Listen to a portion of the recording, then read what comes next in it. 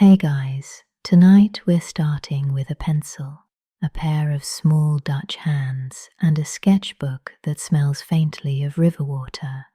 That's right, we're going all the way back to the late 19th century Netherlands, where a quiet little boy named Mondriaan is doodling beside a windmill, completely unaware that one day people will hang his straight lines in museums and call them revolutionary. So, before you get comfortable, take a moment to like the video and subscribe, but only if you genuinely enjoy what I do here. And hey, tell me in the comments, what city are you listening from, and what time is it where you are?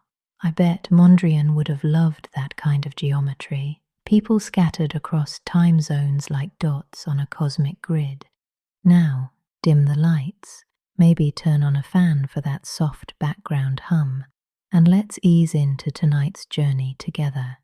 He's born in 1872 in a small Dutch town called Amersfoort, a place that still looks like it was built from beige Lego bricks and wet cobblestones.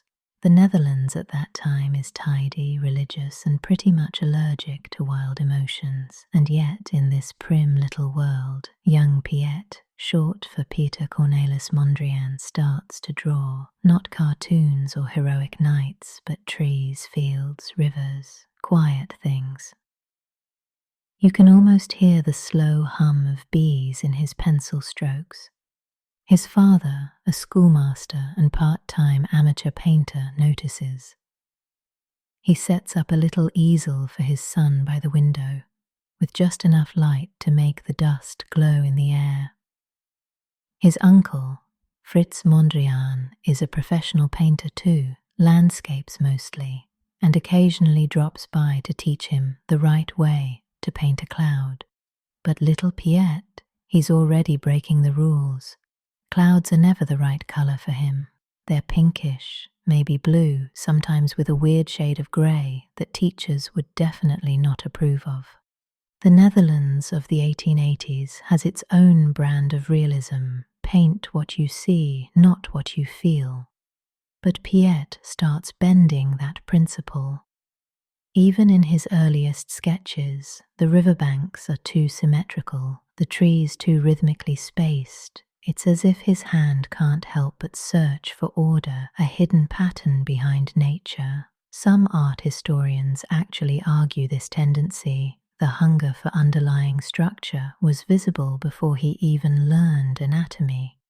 Yes, academic debates can get that specific. Someone once literally analyzed the spacing between his painted trees with geometry software. No joke. He attends the Rijksacademie van Beeldende Kunsten in Amsterdam, a big name for what is basically the Dutch Hogwarts of art. Except instead of magic, you get plaster busts, stern professors, and the smell of turpentine strong enough to knock you out. The academy teaches him the fundamentals: proportion, anatomy, perspective. All very proper. But he's restless. During lectures, he sketches tiny experiments, little grids, faint crosshatches, subtle repetitions, things that make no sense to his classmates, who are all painting proud farmers and sentimental sunsets. There's one small rebellion that becomes almost legendary. One day, the professor walks past his easel and squints. "Mr. Mondriaan, why is your cow purple?" Piet shrugs and replies softly, "Because brown was boring." That's it. No manifesto, no shouting, just quiet defiance. And yet that moment says everything. He's not painting what he sees, but how it feels. At night, he walks along the canals with a small oil box, watching the reflections of street lights ripple like broken symmetry. He paints quickly, nervously, as if afraid the order might vanish if he waits too long. One surviving sketch from that time shows trees lined up along the river, mirrored almost perfectly in the water, half nature, half geometry. You can already sense the tension between emotion and structure that will define his entire career. By his 20s, Mondriaan is teaching drawing at a local school to make ends meet. Imagine him, tidy mustache, chalk dust on his sleeves, quietly grading student sketches while dreaming about light and purity. His students probably think he's the dullest man alive, but in his studio, the walls are crowded with half-finished paintings, windmills, farms, sunsets, all shimmering with strange new colors. He's starting to move away from realism towards something cleaner, almost mathematical. There's a strange comfort in those early Dutch scenes. You can see the lineage of his homeland, the flatness, the still air, the way everything looks like it's been aligned by a ruler. The Netherlands itself is one giant composition. Rivers like lines, villages like rectangles, clouds drifting in slow rhythm. He grows up surrounded by geometry without realizing it. One odd fact that's often overlooked: Mondriaan was fascinated by insects. Yeah, seriously. He kept tiny collections of beetles and butterflies, noting their symmetry, their colours, their subtle order. Friends later recalled how he'd stare at their wings for minutes, murmuring about balance and proportion. To him, even nature's chaos followed invisible laws. Scholars still argue whether this obsession influenced his later grids, though honestly, it's hard not to see the connection. But life in the Dutch countryside isn't enough anymore. Around the turn of the century, he starts travelling, seeking inspiration beyond those quiet meadows. First The Hague, then Amsterdam again. He visits exhibitions of Impressionist painters, where the colours burst off the canvas like fireworks. Suddenly he realises art doesn't have to copy reality, it can interpret it. That's a revelation. Imagine the young Mondriaan standing in front of a Van Gogh or a Monet for the first time. The colours are alive, vibrating, the brushstrokes reckless. It's like someone turned up the brightness on life itself. That moment hits him like caffeine. He starts to experiment. Lighter palettes, freer strokes, less detail. His windmills dissolve into colour. His trees shimmer like heat waves. And yet, deep down, he's still searching for that perfect order. You can almost picture him frowning at a sunset, too messy. He wants purity, he wants essence. He wants to find what he later calls the rhythm of relationships, something that exists beyond the visible world. One evening, as the story goes, he's painting beside a river when the wind changes and his canvas nearly topples into the water. He grabs it just in time and stares at the reflection of his painting in the current. The lines blur, colours merge, forms vanish. That image, a landscape turning into abstract shapes, sticks with him forever. It's the seed of everything that will come later. By his late 20s, critics start noticing him.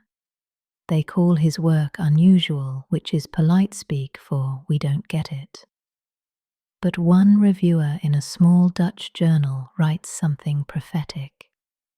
Mondriaan paints nature as if it were made of light alone. He smiles when he reads that.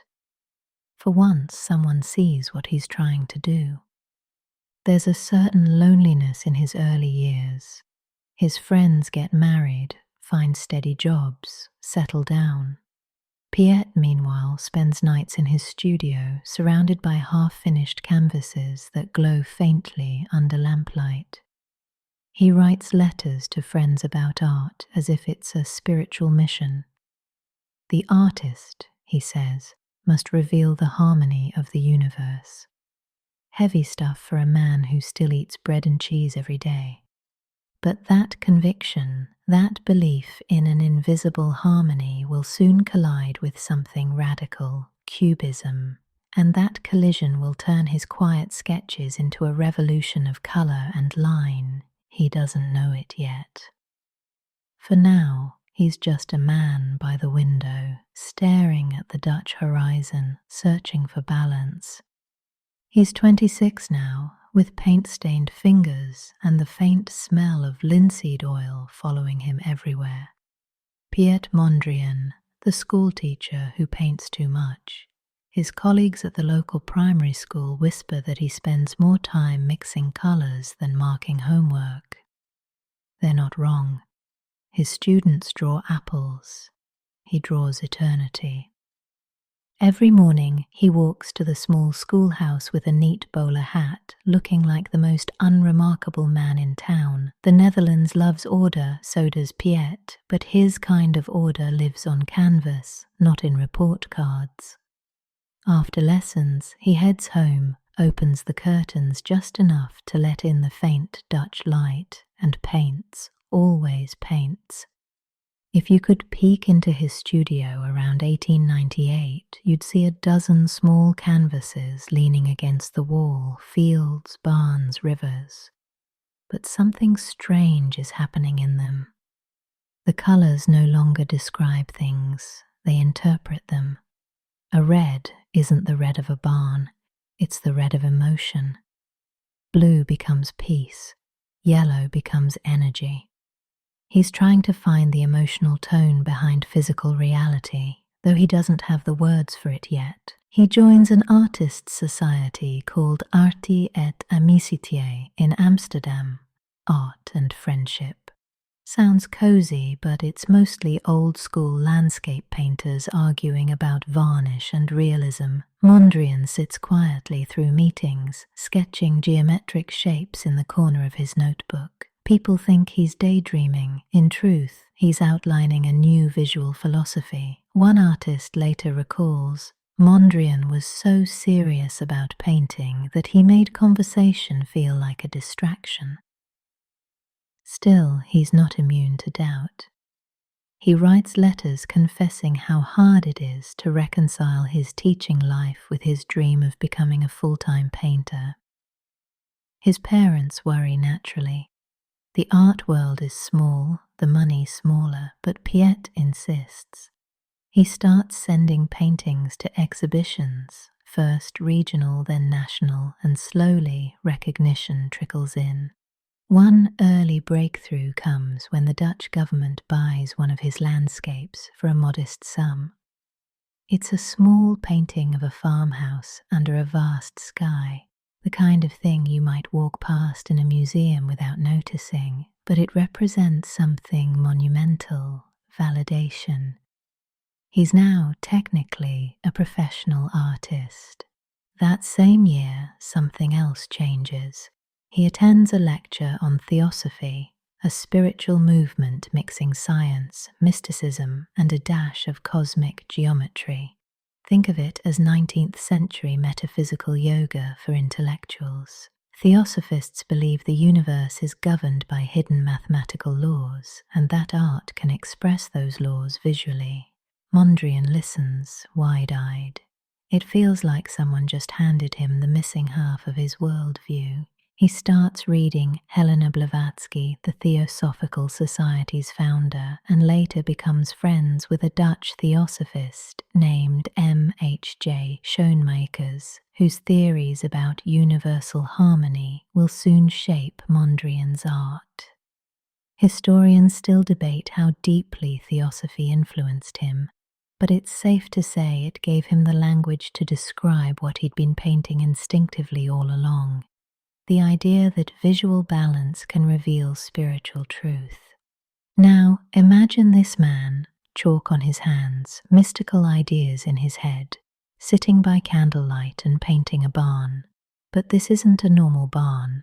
The sky hums with vibration. The colours pulse like breathing. The horizon splits into perfect symmetry. He's not painting a place, he's painting the structure of being.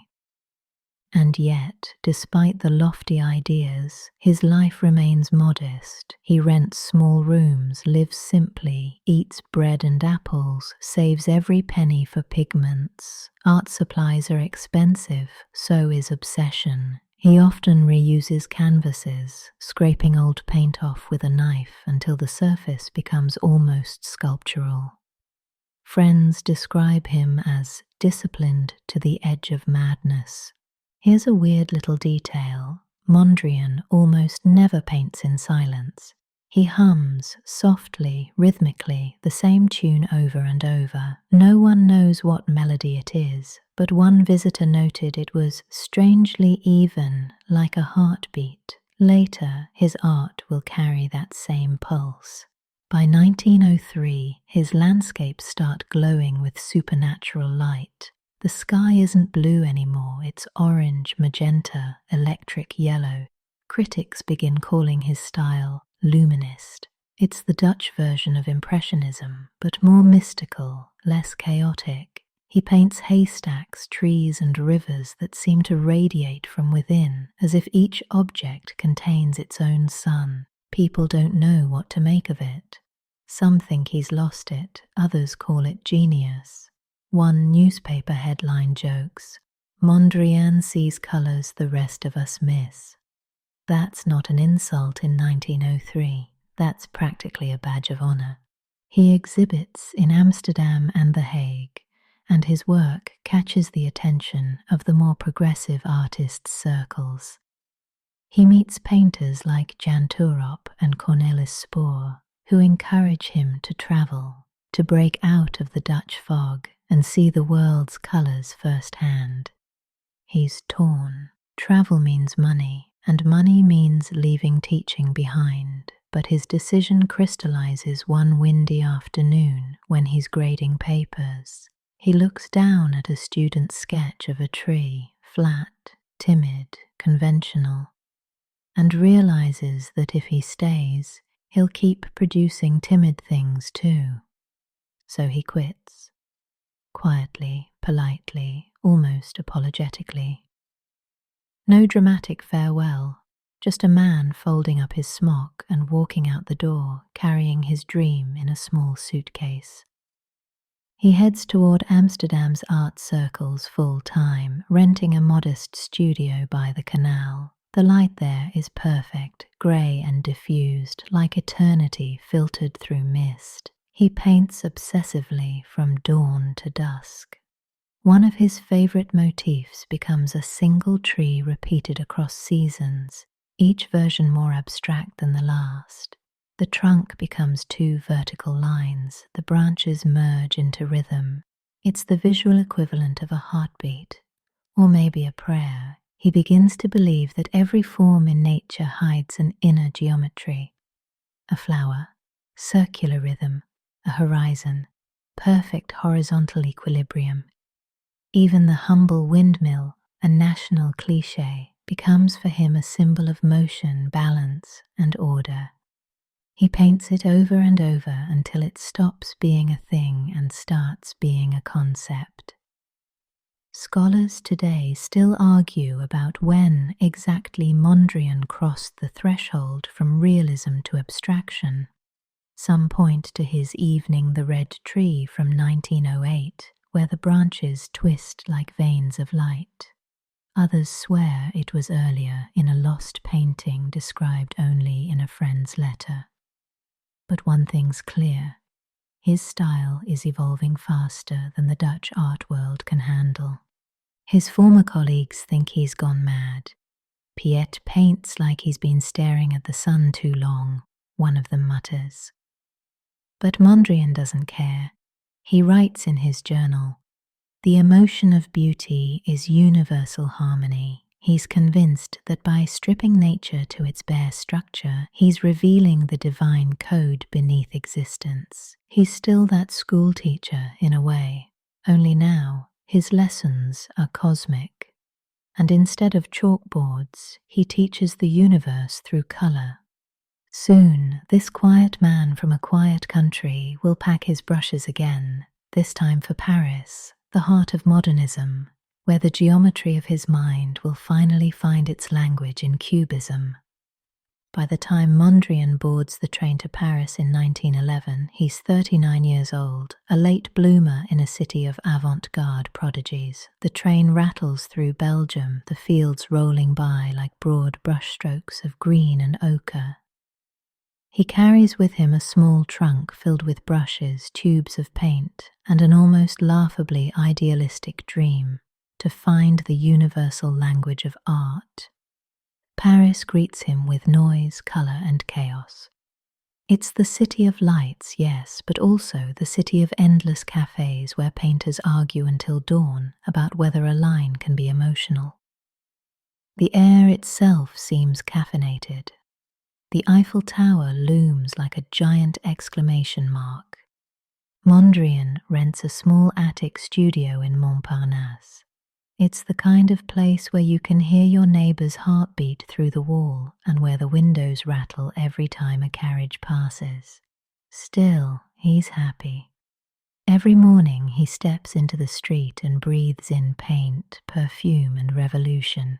He visits galleries obsessively, studying works by Picasso, Braque, and Leger. Their canvases look like shattered glass, perspective fractured, colour rearranged, the world rebuilt from cubes. At first, Mondriaan doesn't get it. Then, slowly, he begins to see what they're doing, taking apart reality to understand its structure.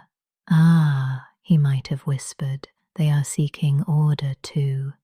He writes home to a friend, "Cubism is the logical conclusion of Impressionism."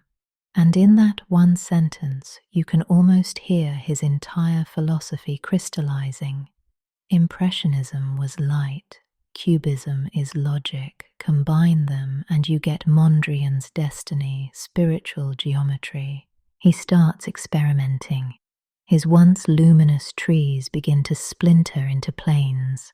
Colors flatten, shadows vanish. A tree becomes a web of intersecting lines, a dance of vertical and horizontal energy. He paints like an engineer dissecting the soul of nature. But it's not cold. There's rhythm, balance, almost music in it. When he paints Grey Tree, 1911, the branches twist like a fugue by Bach. Art historians still argue whether the work is more emotional or analytical. Proof that Mondriaan's genius lies in being both. The Paris art scene, though, is divided. Some think he's brilliant, others find him insufferably austere. Imagine showing a nearly monochrome painting to a crowd raised on Renoir's rosy cheeks. Yeah, the reviews are mixed. Still, he's undeterred. He starts signing his name differently, Mondriaan instead of Mondriaan. A small gesture, but symbolic. He's cutting ties with his Dutch roots, reinventing himself as a citizen of modernity. One critic jokes, he dropped an A and found abstraction. His studio becomes almost monastic. White walls, sparse furniture, not even a plant.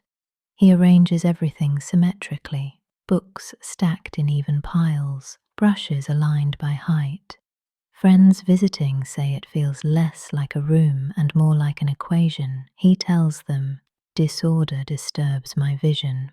Here's a fun little anecdote. One evening, a visitor accidentally moves a chair slightly off-center.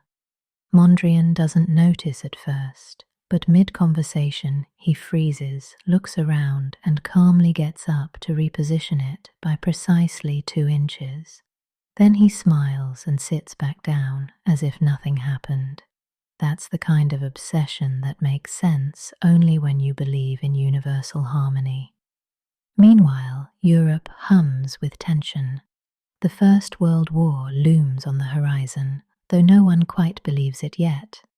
In Paris, cafes, artists argue about aesthetics while the newspapers whisper about armies mobilizing. Mondriaan, detached as ever, writes that the world's chaos only proves the need for greater visual order. He truly believes abstraction might save civilization, or at least tidy it up a bit. His paintings grow more refined. The flowering apple tree, Composition number, Voai, still life with ginger pot. You can watch reality dissolve in slow motion across them. Leaves vanish, then branches, then any trace of the real world. What's left are rhythms, lines, proportions. Some critics compare him to a mystic in a lab coat. He studies nature not to imitate it, but to purify it. Art must be the mirror of universal laws, he writes. He's trying to do with paint what Einstein is doing with physics. Strip the universe to its core principles. Still, life in Paris isn't easy. Money runs out, food becomes scarce. He sells a few paintings, teaches some lessons, but mostly survives on tea and faith. When World War I breaks out in 1914, he's visiting the Netherlands, and suddenly he's trapped there. The borders close. He can't return to Paris. At first he's furious. Then something miraculous happens. Isolation becomes revelation. Stranded in Holland, he dives deeper into theory. He meets the architect Theo van Doesburg, and together they start discussing an idea that will reshape modern art, de style, the style. But that's for another chapter. For now, picture him in that Dutch studio again, surrounded by grey skies and the sound of distant church bells. He paints rectangles, grids, and intersections with almost devotional calm. Outside, the world is tearing itself apart in war. Inside, Piet Mondriaan is building it back together, one line at a time. Back in the Netherlands, 1914 bleeds into 1915. And Mondriaan finds himself confined in a world that feels smaller than his ideas. The war has cut him off from Paris, from Cubism, from everything that once made him feel alive. Trains no longer cross the borders. Letters arrive weeks late, and the cafés of Montparnasse are now memories trapped in his mind. But Piet does what Piet always does. He paints his way through isolation. At first, his work still carries traces of nature, trees, facades, the faint skeletons of reality, but something begins to shift. He sits before the canvas and studies not what he's painting, but how its elements relate. A tree isn't a tree anymore. It's an orchestration of verticals and horizontals. The horizon becomes a law. The trunk becomes an axis. He's no longer recording the world, he's inventing one. This period becomes his true metamorphosis. Art historians later call it his transitional phase, though that sounds too neat. In truth, it's messy, experimental, full of false starts. He paints, repaints, scrapes off layers, trying to find the exact moment where representation tips into abstraction. It's like watching someone dismantle a cathedral brick by brick to find the geometry hidden inside. During these years, Mondriaan reads deeply in theosophy, absorbing ideas about cosmic dualities, spirit and matter, male and female, order and chaos. One text by M.H.J. Schoenmakers strikes him like lightning. The two fundamental oppositions of the world are the horizontal and the vertical. Piet underlines it 3 times. You can practically hear him whisper, "Yes, that's it." From then on, every painting becomes a negotiation between those 2 directions. The horizontal represents nature, calm, the feminine. The vertical, spirit, energy, the masculine. Their meeting, at a right angle, is harmony. He begins constructing canvases entirely from these forces, balancing line against line, colour against colour. The result is strange, hypnotic, serene. He writes to a friend, "I wish to express the universal, not the particular." In other words, goodbye cows and sunsets, hello geometry. The landscapes vanish completely. What remains are grids trembling with quiet life. It's around this time that he meets Theo van Doesburg, a sharp, restless architect with ideas almost as radical as Piet's. Together, they dream of uniting art, design, and architecture under one principle: pure abstraction. They start a magazine called Des Styles in 1917, and its pages read like a manifesto for a new world. The new art, they declare, is the expression of the spirit of our time. The magazine publishes essays, paintings, and architectural drawings, all straight lines, primary colours, and bold simplicity. Think of it as the first draft of modernism. Mondriaan contributes his essays, though they're not exactly easy reading. They sound like geometry textbooks written by a monk. Phrases like the pure plastic expression and the rhythm of opposing forces fill the pages. Critics are baffled. Admirers call it visionary. But Mondriaan isn't interested in fame. He's chasing purity. His studio becomes a laboratory of reduction. He paints on small square canvases, his preferred shape because it has no hierarchy, no top or bottom. He experiments with red, blue, yellow, black, and white. That's it. No gradients, no shadows. Each color has a role. Like instruments in a symphony, red vibrates, blue stabilizes, yellow radiates, white opens space, and black anchors everything. He also starts taping his canvases to test proportions before committing to lines. Sometimes he moves a strip by a few millimeters, studies it for hours, then shifts it back again. Visitors say watching him paint is like watching someone rearrange the universe with a ruler, and yet, for all its rigor, his art hums with emotion. Those lines feel alive, the colors pulse like breath. It's as if he's painting the rhythm of existence itself. One critic calls it spiritual architecture, which Mondriaan secretly loves. Here's a fun piece of trivia. He was obsessed with keeping his studio environment as pure as his canvases. He painted the walls white, the furniture grey, and even arranged coloured rectangles of paper on the walls to test visual balance in real space. Visitors said stepping inside felt like entering one of his paintings. It wasn't just a workspace, it was a temple. But the collaboration with Van Doesburg isn't all harmony. Theo is more pragmatic, more willing to bend rules. Piet, meanwhile, treats abstraction like a religion. They argue about diagonal lines mostly. Van Doesburg introduces them into his designs and Mondriaan recoils. To him, diagonals break the sacred order of vertical and horizontal. The diagonal, he writes sternly, belongs to the past. Their friendship fractures. Mondriaan withdraws from De Stijl by the early 1920s. Disappointed but unshaken, he continues his own quest, painting compositions that look deceptively simple but take months to perfect. His lines never quite touch the edge of the canvas, they stop just short, creating tension, balance, breathing space. That detail seems minor, but it's crucial. It makes his work vibrate, alive within the frame.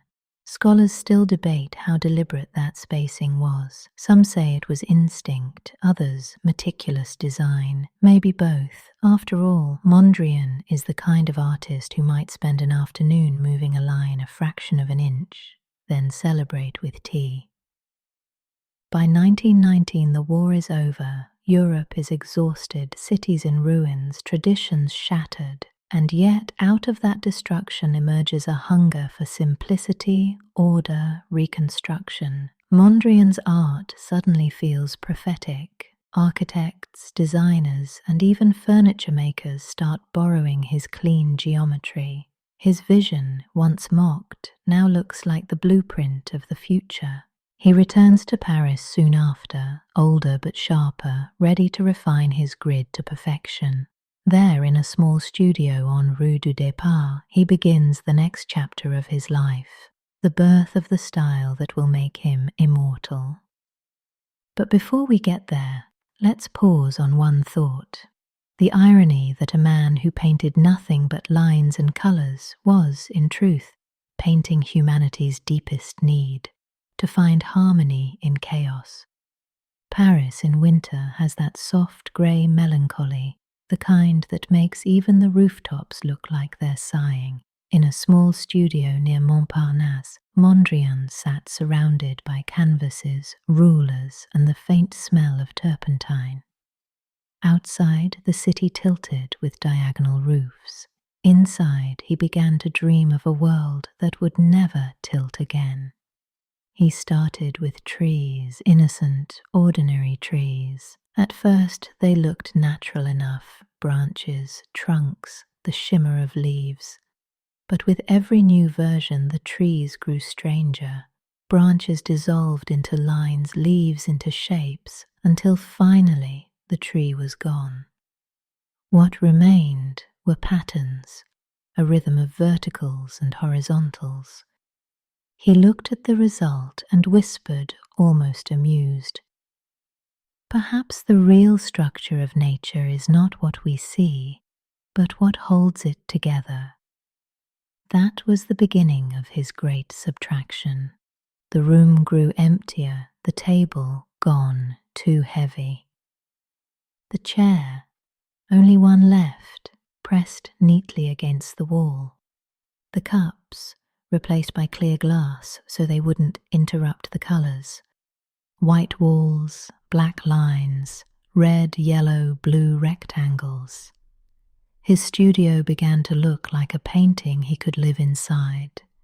Every day became a ritual. He measured a perfect right angle, 90 degrees.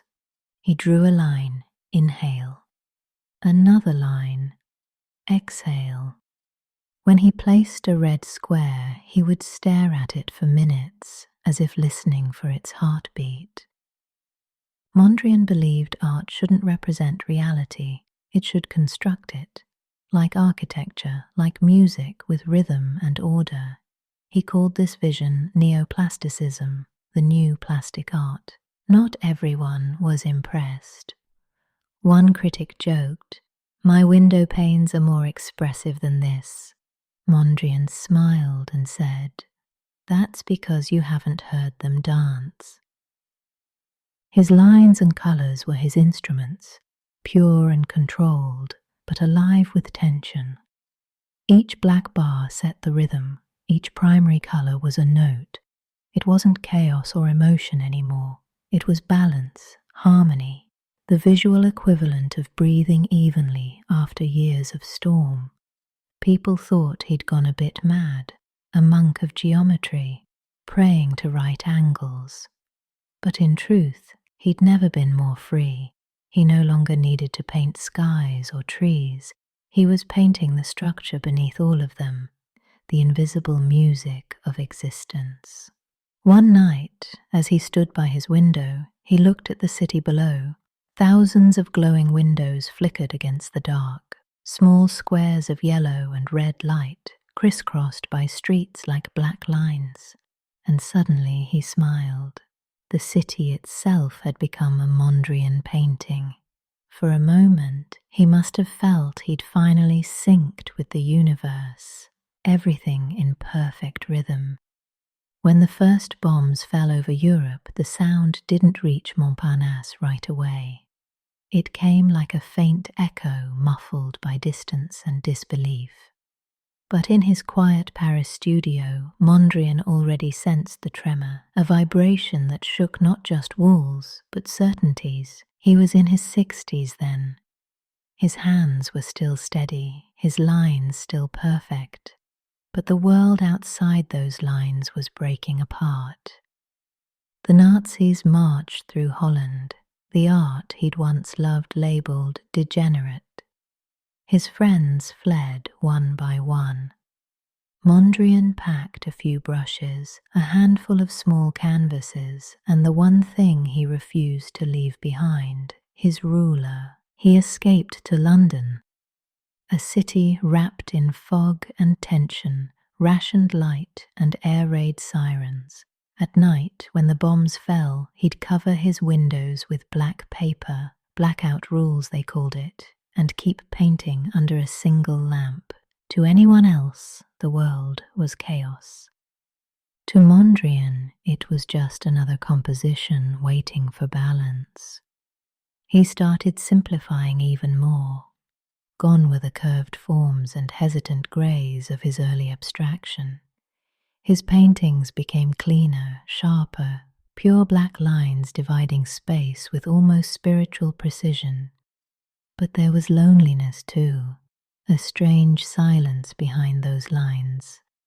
He often played records while painting, jazz from New Orleans, Duke Ellington, Fats Waller.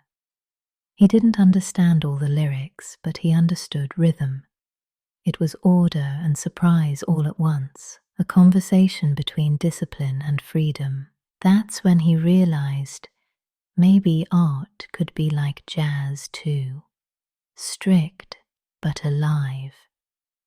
In 1940, as London grew too dangerous, he boarded a ship for New York. He was 68. Imagine that, a thin Dutch man in a black suit, stepping off the boat in Manhattan, clutching his portfolio like a secret map. And New York, oh New York, hit him like a chord struck on a piano.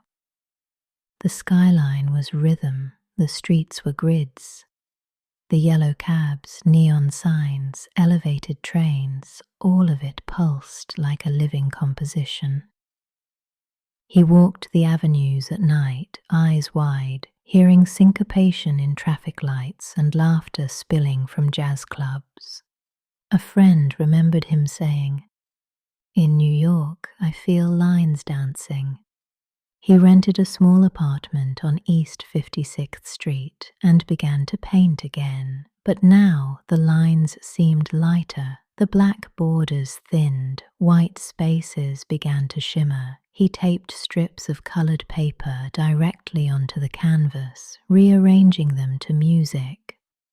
Sometimes he'd change one tiny square a dozen times, following the rhythm in his head. He even painted his walls, white with lines of blue and red running across corners. The floor, the furniture, the record player, all part of the same grid. Visitors said entering his studio felt like stepping into one of his paintings. He renamed himself Mondriaan, dropping the extra A from Mondriaan. A symbolic gesture, he said, of leaving the old world behind. In a sense, he was reborn, the geometry monk turned city dancer. Still, even in this new rhythm, war lingered. News from Europe arrived slowly and always painfully. He lost friends, saw his homeland suffer, and buried his grief beneath layers of yellow and red.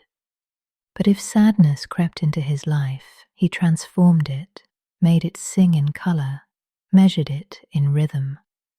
Art historians still argue about whether Mondriaan's New York period was optimistic or desperate. Some see joy, a man embracing modern life, letting go of sorrow. Others see denial, a fragile order built against chaos. Maybe both are true. Late one night, while painting, he told a visitor, "It is not that I escape reality, I make it clearer." In that single line, you can feel both his exhaustion and his faith. For him, geometry was never cold. It was a language for emotion too complex for words, emotion distilled into harmony. He worked tirelessly through the early 1940s, each painting a heartbeat closer to something radiant and new. And soon those colors would explode into the rhythm of a city that never sleeps. New York, 1942. The war was still raging across the Atlantic, but here, in this electric island of noise and neon, the nights pulsed like nowhere else on Earth. Jazz spilled from every bar, taxi headlights sliced through steam, and the sidewalks glittered with wet reflections of red and gold. And in the middle of it all, high up in a small studio on East 56th Street, Piet Mondriaan was dancing, not metaphorically, actually dancing. He was 70 years old, wearing a neatly pressed suit and round glasses, shuffling his feet to a boogie-woogie record spinning on his gramophone. His thin body moved stiffly but with surprising joy. He wasn't dancing to impress anyone. He was syncing himself with the rhythm of the city outside.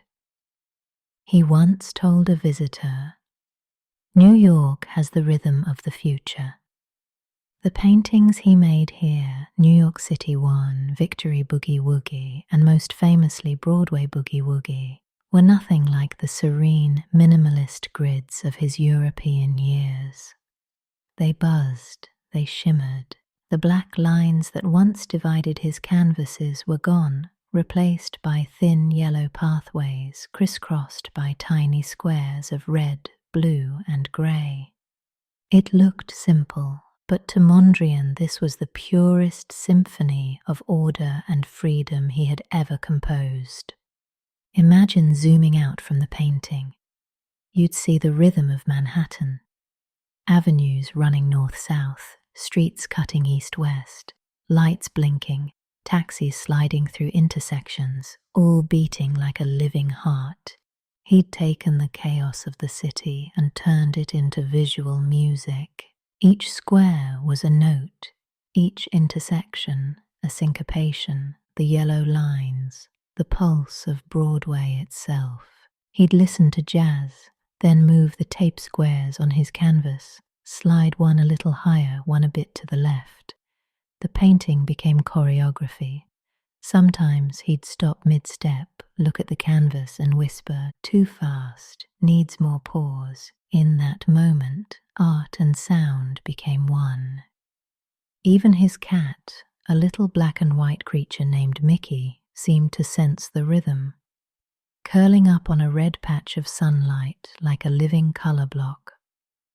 Visitors often found him working late into the night, the city's lights flickering through the window, painting to records by Count Basie or boogie-woogie pianists like Meade Lux Lewis. It was hypnotic, the hum of the city blending with the steady beat of the music and the delicate scrape of a brush. And here's a small, wonderful bit of trivia. Mondriaan didn't like curved shapes or diagonals, but he adored dance halls. He'd go out occasionally just to watch couples swing and spin under coloured lights, absorbing the rhythm to bring it home. His friends joked he was the world's most disciplined jazz fan. By 1943, he'd achieved something extraordinary. A painting that moved without moving. Broadway Boogie Woogie wasn't a cityscape, it was the city, breathing, flickering, alive. Art critics couldn't quite pin it down. Some called it the first visual symphony, others said it looked like a subway map designed by God. Scholars still argue whether it marked the beginning of American modernism or simply the end of an era. Mondriaan's final burst before exhaustion caught up with him. But for him, it was neither a goodbye nor a breakthrough. It was simply the point where he and the universe kept the same rhythm, if only for a few perfect bars. He once said to a young visitor, "I want to make paintings that people can live inside, where the eye can dance." And that's exactly what Broadway Boogie Woogie does. It doesn't ask you to look, it asks you to move. As the war dragged on, he began a new canvas, Victory Boogie Woogie. He was still experimenting, still chasing balance, still believing that harmony was possible even when the world was breaking. But he would never finish it. In early 1944, he fell ill with pneumonia. The brushes lay neatly by his easel. The last unfinished grid gleamed under soft New York light. He was 71. When he passed, friends found his studio exactly as he'd left it, a temple of rhythm and order. Red, yellow, and blue squares pinned to the walls, jazz records stacked beside a half-empty glass of water, a tiny chair facing an unfinished masterpiece. And outside, Broadway kept shining. Lights flickering, taxis honking, people laughing. The world kept dancing. If you've ever scrolled through your phone and admired how every app sits neatly in a grid, you've already met Mondriaan. He's there, quietly humming behind your icons. You just didn't realize it. After his death in 1944, Mondriaan's studio remained like a frozen rhythm, a geometric chapel, but the pulse he started kept rippling outward, infecting everything from architecture to advertising. Lines, order, simplicity, the DNA of his art escaped the canvas. Let's start with architecture. When Le Corbusier talked about houses as machines for living, Mondriaan was the unspoken spiritual cousin. Both believed beauty came from balance, from function refined to form. Those crisp white facades with sharp black frames. Those perfectly balanced windows on modern skyscrapers. That's Mondriaan whispering through glass and steel. In the Netherlands, his friend Gerrit Rietveld took Mondriaan's grids and built them, literally, into furniture and buildings. The Rietveld Schroeder house looks like a Mondriaan painting unrolled into 3 dimensions. Red beams, blue walls, yellow panels, black lines holding everything together. A house that feels like it could hum if you walked through it. Fashion followed fast. In 1965, designer Yves Saint Laurent shocked Paris with his Mondriaan collection. 6 wool jersey dresses patterned in black grids and blocks of red, yellow, and blue. They were minimal, striking, instantly iconic. Fashion editors lost their minds. The dresses hit every magazine cover. Women wearing them looked like walking pieces of modern art, disciplined, confident, electric. Saint Laurent later said, "I didn't design them. Mondriaan did." The ripple continued through the decades, minimalist interior design. His sense of restraint, graphic design grids, his logic of proportion, even the playful colored tiles of early video games and the neat rows of app icons, all unconsciously echoing his dream of pure composition. There's something poetic about it. Mondriaan, who spent a lifetime painting harmony, ended up designing the visual grammar of the digital age. Every time your screen aligns perfectly, he wins. But here's a quieter influence, the spiritual one. Beneath all that geometry was his lifelong search for purity, for the universal rhythm. His grids weren't cold, they were meditations. He once wrote that horizontal lines symbolized the feminine, the calm, vertical lines, the masculine, the dynamic. Where they crossed, he saw balance, a visual heartbeat. Artists today still chase that pulse. Every minimalist gallery installation, every modular sculpture, every carefully proportioned web layout owes him a quiet debt. Even Apple's clean, centered interfaces carry a hint of Mondriaan's discipline. No clutter, no noise, just balance. And yet, not everyone agrees on what his legacy means. Some scholars argue he tamed chaos. Others claim he sterilized emotion. One critic wrote, "He took the soul out of painting." Another replied, "He made the soul visible." The debate continues, a perfect little tension between horizontal calm and vertical conviction. What's certain is this: Mondriaan taught the modern world how to breathe. Before him, Art was often about things, landscapes, portraits, symbols.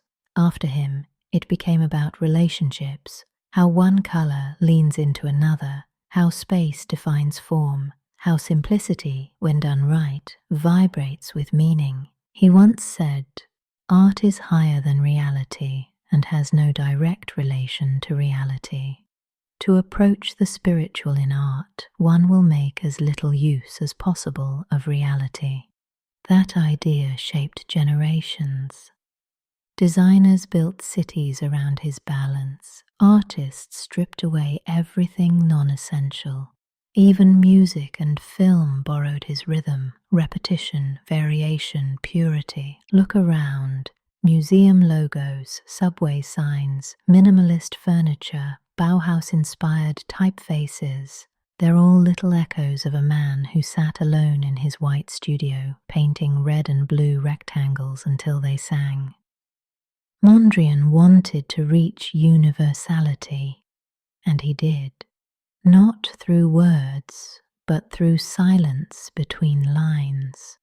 The world caught his rhythm, and it never really stopped moving to it. Piet Mondriaan was more than grids, rectangles, and primary colours. He was a man who walked slowly, observed carefully, and thought deeply about every line he drew. The studio doors often creaked as visitors entered, yet he never looked up in surprise. He had a habit of seeing the world entirely through the prism of balance. Even in old age, he kept a routine as rigid as his compositions. Breakfast was tea and bread. He worked through the day with a ruler in one hand, a brush in the other. He hummed to himself, quietly, steadily, a rhythm that seemed to measure not just his art, but time itself. Friends said he was like a conductor without an orchestra, waving invisible batons over blank canvases. He had a peculiar sense of humour. Once, a visitor accidentally moved a chair slightly off-centre. Mondriaan paused mid-sentence, measured with his eyes, then adjusted it exactly 2 inches before resuming the conversation. Small gestures, precise movements, endless care. It all reflected the man behind the lines.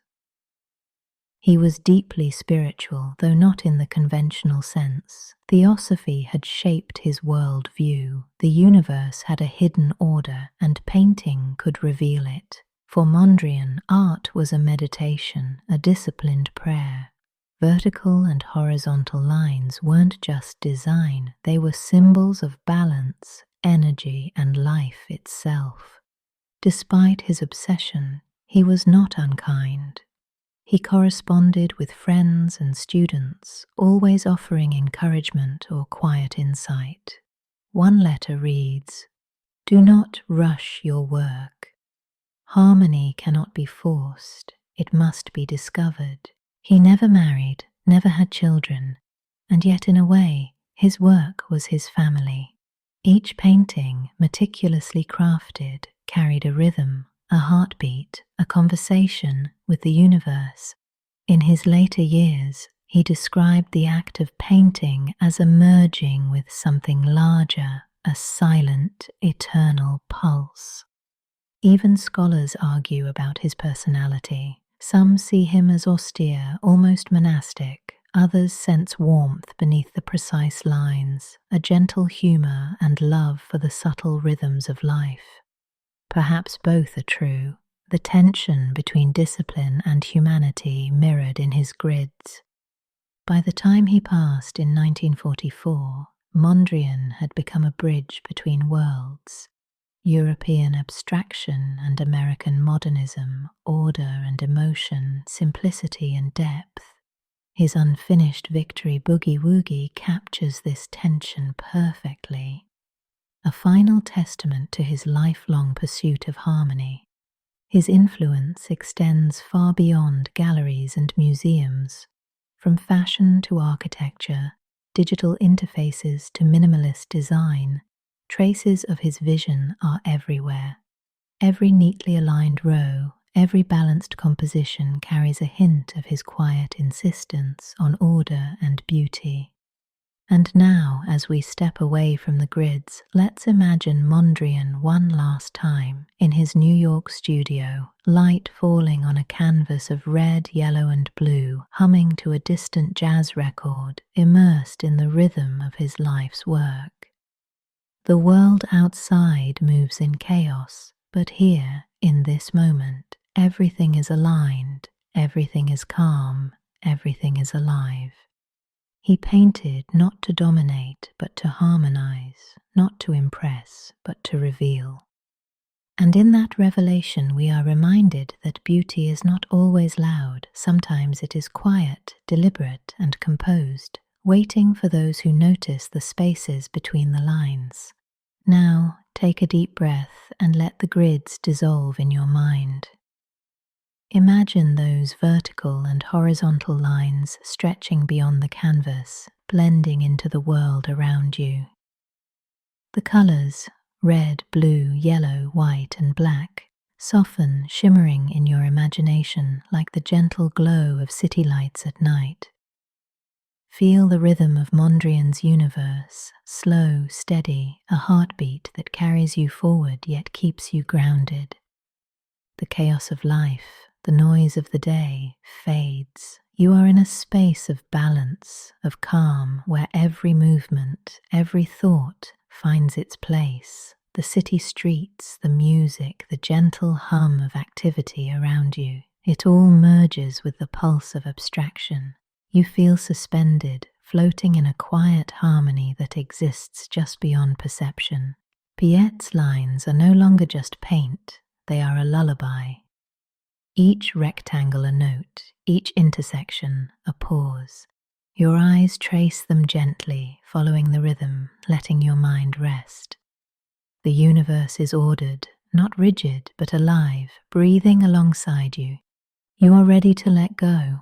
The day's concerns slip into the background. Even time seems to pause for a moment, allowing you to drift in this quiet, geometric embrace. The world is big, vast, and messy, yet within this rhythm it is also peaceful, comprehensible, and kind. Sleep will find you easily now, guided by the subtle pulse of a life spent in pursuit of harmony. Good night.